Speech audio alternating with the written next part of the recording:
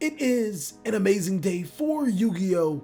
As we get towards the finish of the YCS Lockdown Tournament with Endymion versus Mekk Knight. Now Mekk Knight starting off strong with Girsu, the Orcus Mekk Knight to their side of the field. They'll be able to send World Legacy World Armor from their deck to the graveyard. Following up, they'll use Girsu's effect to be able to spell summon a token to both players' side of the field. If Mekk Knight does have full combo, a Pendulum Endymion can be in for it, as this is one of the better combos inside of Yu-Gi-Oh! Due to Eternity Code. Using that token for a Link Summon, they're going to go ahead and make Link Karibo. And now since two cards occupy the same column, they do have full combo, as Mekk Knight Blue Sky will be able to spell summon itself to the side of the field, and since the card does occupy the opponent's column, they can add a Mekk Knight monster from their deck to their hand. Link Karibo and Blue Sky being used for Lib World Key Blade Master. Blade Master will be able to set a World Legacy spell or trap card from the deck to the side of the field in World Legacy Succession. Now Mekk Knight's following up with the special summon of Purple Nightfall. Purple Nightfall is going to banish itself to add another Mekk Knight. The key goal for full combo, ladies and gentlemen, is to add as many Mekk Knights or place as many Mekk Knight monsters into your graveyard. You need at least 8. So this deck is going to try to cycle through it, as World Legacy Succession is going to find a World Armor. And now World Armor can add a World Legacy Key from the deck to the hand. Key can be activated, which it will. That will add that Purple Nightfall, gathering that resource from the banished pile to the hand. You wanted 8 Mekk Knight monsters in the graveyard, so every single one of them does count.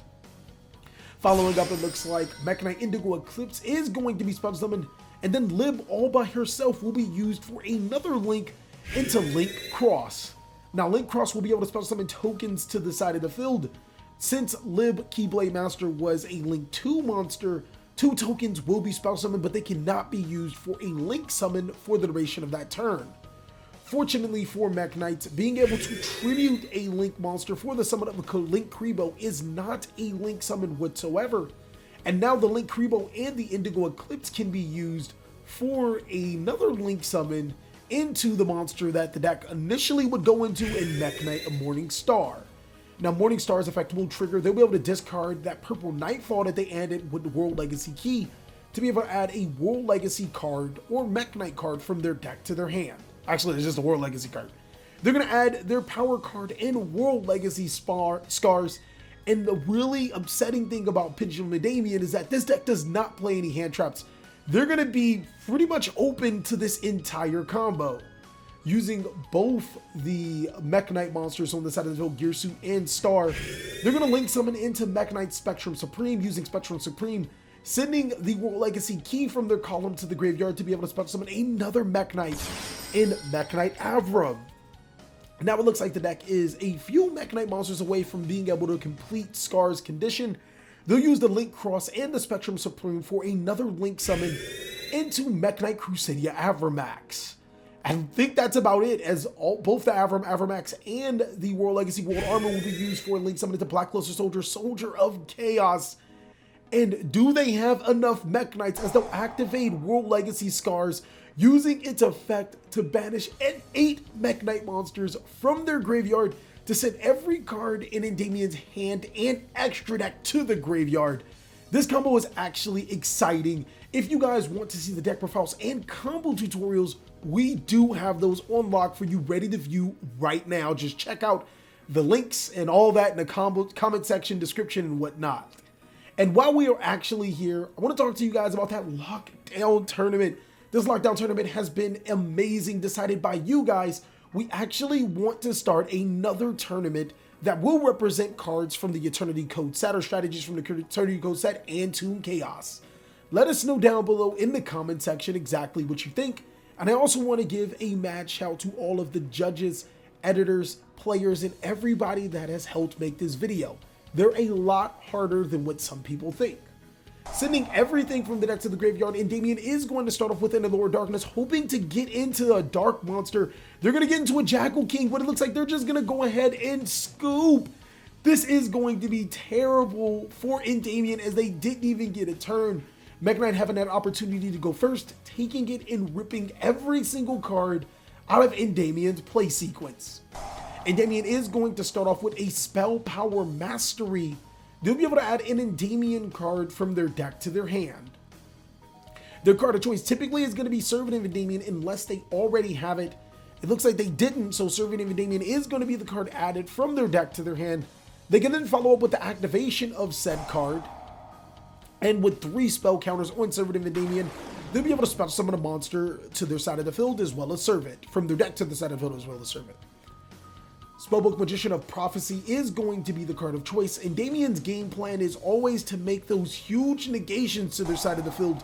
They're going to need to be able to propel that with spell counters. The Spellbook Magician of Prophecy is going to get a Spellbook of Secrets, which puts a spell counter on Servant of Endymion.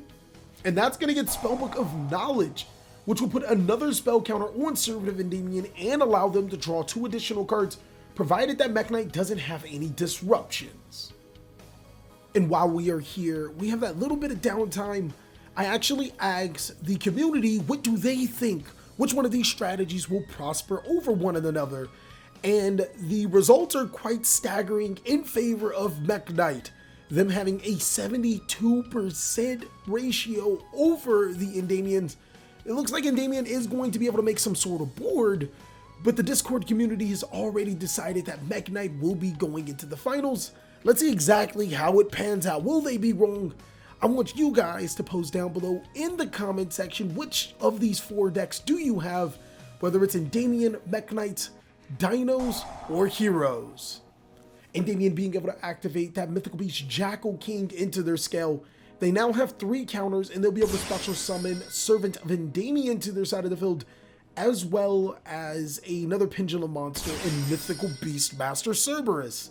This is interesting, as normally you'd summon the Jackal King to your side of the field, but it looks like Endymion may have some other plans, using both of their monsters for a link summon into Daybreaker the Magical Warrior.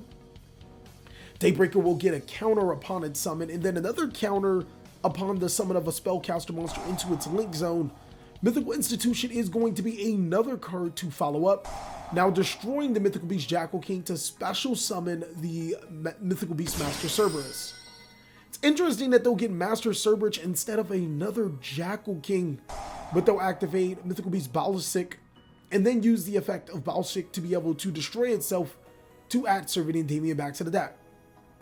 It actually kind of makes sense the more you think about it, because Jackal King can't summon Jackal King, so no, it does make sense. So now 4 counters on Institution, Servant back into the deck. They'll be able to draw another resource, as well as have quite a bit of counters on both their Institution and their Mythical Beast Master Cerberus. Daybreaker also coming in clutch with 2 counters itself. They can potentially search Pendulum Scales, or a Pendulum Scale, that can allow them to Pendulum summon the Jackal King back to their side of the field.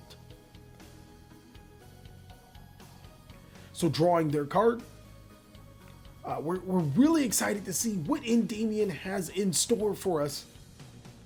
The card of choice is going to be an Endymion Mighty Magister of Magic. That's going to place more counters on the Mythical Beast Cerberus. And now they're going to remove 1 counter from Mythical Institution.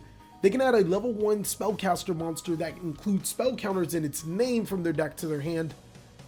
There's literally only 1 monster that comes to mind, as Mythical Beast Jackal is going to be the card of choice. It is a 4 scale.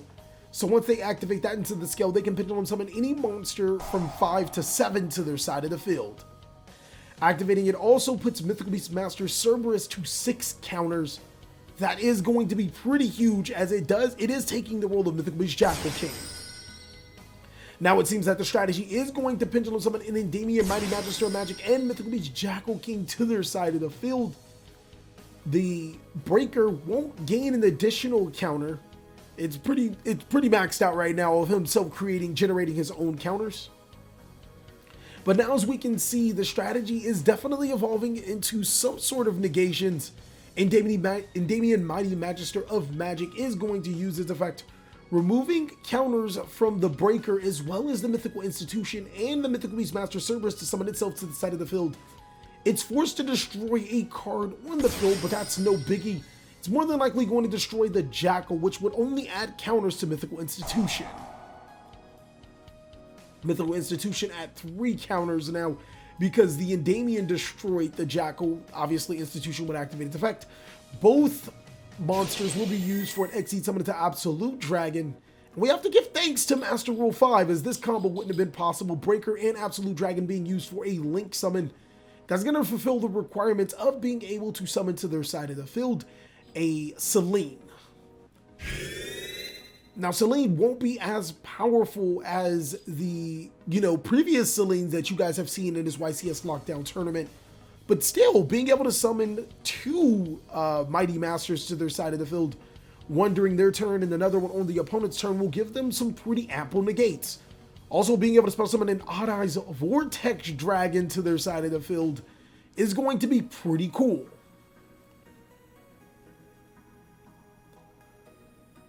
So, we wonder what exactly we're waiting on. Endymion is definitely thinking about their next move. Of course, you want to summon that Odd Eyes Vortex Dragon, but what really comes into mind is column management. Mekk Knight does take full advantage of the opponent not being able to play columns in the correct spacing. And Endymion is trying their hardest to avoid being able to line up columns for Mekk Knight. Unfortunately, they summon multiple monsters to the side of the field for negations. Those negations, in theory, could prevent those columns from being fully utilized. So it's a win-lose situation if Mekk Knight is able to get over it, but it's a win situation because those are disruptions. Summoning and using the effect of Selene, they're going to remove counters from Selene, the Master Cerberus, and also the Mythical Institution. And now they're going to bring that Endymion back to their side of the field. The deck is primed with negations at 1, 2, 3, possibly a fourth one with another summon of Endymion, and this likely is going to be the end of their turn. Moving on to Mekk Knights, both decks are ready to commence this battle. Will Endymion be able to force that game 3, or will Mekk Knights be moving into the finals? Decks all shuffled up. It looks like Endymion's going to go straight to standby, and then main phase. They're going to activate Dark Ruler no more. This is not only going to negate all of the monster effects on the field. Since the monster effects were negated, they lose their spell counters. Mekk Knight Purple Nightfall being followed up on the Selene is going to banish itself to add a Mekk Knight monster from the deck to the hand. This was almost inevitable, as a 2-card column would have been created no matter what. Their monster of choice is going to be Girsu, the Mekk Knight Orcus. And that card is going to be able to send a World Legacy World Armor from the deck to the graveyard. But what makes this even worse is that now we can use this effect to spell summon tokens to both sides of the field. That's going to create another or a bigger column for Mekk Knight, as they'll bring that token to their side of the field and a token under the Selene, which creates a 3-card column for them to take advantage of Mekk Knight Blue Sky. Whoa! This is going to be crazy, as Mekk Knights now use that Blue Sky to add a Red Moon, to Indigo Eclipse, and a Yellow Star from their decks to their hand. This is not looking good for Endymion, as they just got a +3 out of their own combo situation. Using the token for a Link, they're going to summon Link Karibo, one would presume, to their side of the field. And now, since there are columns still with the Odd Eyes Vortex Dragon and of course that Link Karibo, they can special summon one of those Mekk Knight monsters to the side of the field, probably Mekk Knight Red Moon, to be able to potentially destroy the Odd Eyes Vortex in the same column. So following up, Red Moon is going to be summoned in that column, and both the Blue Sky and Link Karibo will be used for a Link. That's going to make Live World Chalice, Live World Keeping Master. And now it looks like Mekk Knights is in a sort of epidemic, kind of, just a little bit, as they'll be able to set that World Legacy Succession, but Succession can only special summon to where a Link arrow points to. This is going to either make them use a monster that they don't necessarily want to use for a Link, but they're not in a great position, mainly because they did summon Girsu to where that Link arrow points to. So this could be a way for Endymion to get back in, them having to not use, or them not being able to use all of their resources. They're going to use Red Moon's effect to destroy the Odd Eyes Vortex Dragon. And now it looks like Mekk Knight is going to try to have to think their way out of this situation. Lib will be able to bounce a card on the field to the extra deck when used for a Link.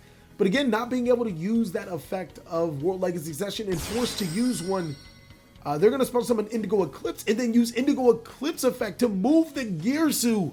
Talk about great thinking by Mekk Knights. Now that that zone is unoccupied, they can now activate that World Legacy Succession to special summon that World Legacy World Armor to their side of the field. World Armor's effect will trigger to add a World Legacy card from their deck to their hand.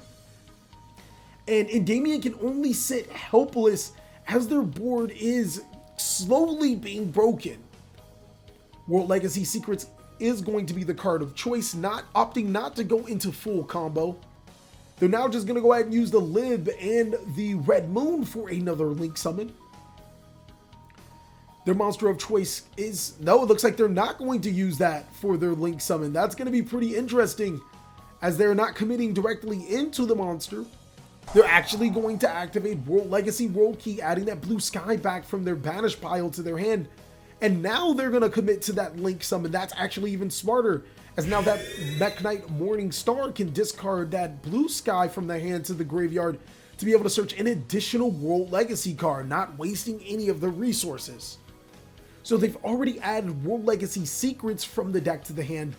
They're going to add another World Legacy card. This one actually will allow them to negate opponent's spell cards in the same column as a Mekk Knight. And as you guys can see, there are plenty of Mekk Knights on the side of the field. It looks like Mekk Knights also want to resolve their effect of Lib. Their target may be the Mythical Beastmaster Cerberus. Maybe just wanting to read it, as Cerberus isn't immediately returned to the main deck. But no, it looks like they're still deciding on their decision on using Lib's effect. Yes, it's going to be the Mythical Beastmaster Cerberus. That card is going to be shuffled into the main deck. And Mekk Knights are not looking, or Mekk Knights are looking really good. Endymion's the one not looking good at all, as now they can just attack over the other monsters. The Selene would normally not be able to attack, but its effect is negated, unfortunately. So she can definitely be attacked over, even if mythical, or even if there is an Endymion card on the field.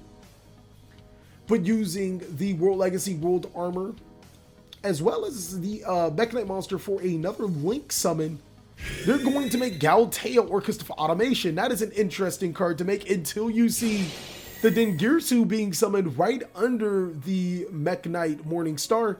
That's going to send the Mythical Institution to the graveyard. They're not going to gain any counters from their Mythical Beast monsters being sent to the deck, or being sent to the extra deck. And now Mekk Knight Yellow Star is going to be another card to follow up. This is still enough monsters on board to be able to break the opponent's board. Mekk Knight Indigo Eclipse being able to attack into the Selene. The Dengirsu being able to attack into the Jackal King, sending it to the extra deck. It should actually go to the extra deck. And now the Morning Star being able to attack into the Endymion. 3,150 damage being inflicted into Endymion. The token being gotten rid of, setting 2 cards face down. It looks like it's going to be the end of Mekk Knight's turn. Now, keep in mind, those Pendulum monsters should have went into the extra deck. They're going to pass it right back on to Endymion, and they're looking at their hand. They're revealing World Legacy Secrets to be able to spell summon a Mekk Knight monster. They have an Indigo Eclipse to be able to search, and World Legacy Whispers to be able to negate whatever spell card they have. This game is over, ladies and gentlemen. It looks like Mekk Knights are going to be your winner, moving to the finals. It's going to be exciting to see which one of the strategies will they go against. Will it be Heroes or Dinos beating the strategy into the finals? As the YCS Lockdown Tournament does come to an end, has your bracket been right? Have you been on point? Which strategy were you most excited about winning? What was your favorite moment? It's going towards the end, and it's going to be exciting to watch. Thank you guys again so much for watching another segment of the TCGPLAYER. If you guys would like to see these deck profiles, well, the Mekk Knight deck profile and combo tutorial is on the channel. It is right there. And also, for you Patreon users, we'll have the Endymion on there. I hope you guys are staying safe in this time of need and having a great day like I am.